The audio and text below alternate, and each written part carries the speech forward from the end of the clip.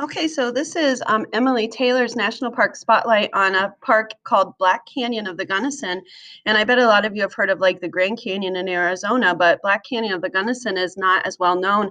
It was established pretty recently when we think of the parks. It was 1999 that it became a federally protected park. And here's where it's located. It's located in Colorado, not far though from the Utah border. And this is what you see at Black Canyon of the Gunnison. Check that out. You notice the river right there. So this is Emily's picture at the river view looking up at the canyon walls.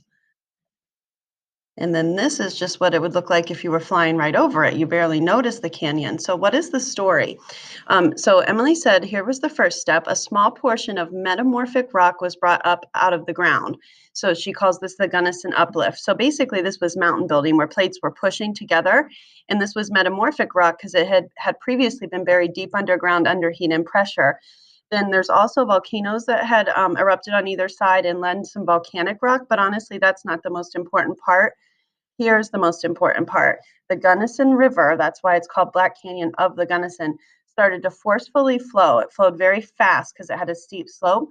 And it eroded over time away the volcanic rock, the metamorphic rock, and made this deep canyon.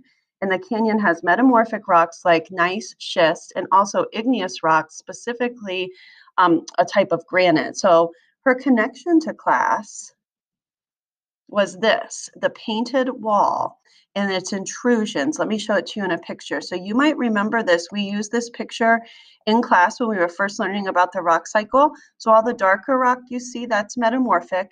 And then these veins that are running kind of all crazy throughout, that's actually igneous rock that intruded when magma snuck in and cooled. Now, it would have been deep underground at that point. This all would have happened before the uplift and before the river cut through. So Emily has a great connection there. But when we type our dominant force that shaped the land, it's definitely going to be river erosion. Now, here are some attractions. So Emily found that they have an astronomy festival there weekly, and that you can go there with your telescopes and look at the stars. So you can see up to 5,000 stars in a night. It's not close to any populated areas, so there's no light pollution to get in your way.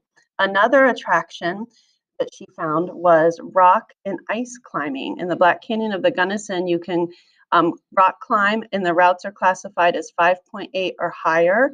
So it is actually some difficult climbing there if you decide to do it. And then specifically kayaking the Gunnison River is another attraction that you can do, but you need to be qualified to do it. It's not always an easy hike or kayak route because of the gradient. Now, plant life in her park. We have the Douglas fir, the sandbur willow, and sagebrush. And so really the type of vegetation depends on how close you are to the river. Now, this cute little creature is a river otter. And then also, oops, I skipped one on accident. We have the Gunnison sage grouse, which is an endangered species that's protected in her park. And then finally, the ringtail. And these, sometimes people think they look like monkeys. They're actually closely related DNA-wise to raccoons. So Emily's current event, oh goodness, said that a boy was found 900 feet deep in the canyon on October 23rd of last year. With help from the registration and paperwork associated with the boy's name, they identified the car as belonging to a missing boy, and the body was inside. And they don't know the cause of death as of Emily's current event.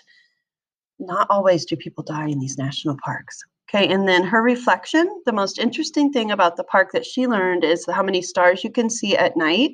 And that she didn't know that one reason that our cities and places can't see stars is because of the light we use. And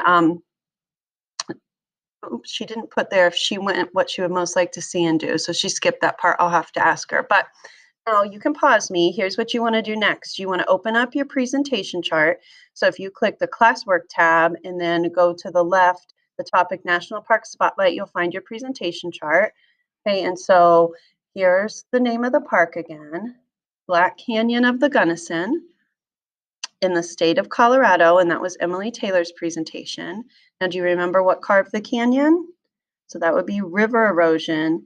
And then things you might want to see or do. Painted Wall is a famous attraction. And so what you all also put there is your ranking on the park, how much you would like to see it, with 10 being the most. The reason it's important to keep up this presentation chart is in May, you're going to be planning your dream trip and you want to make sure that you have little notes about all the parks. All right, take care.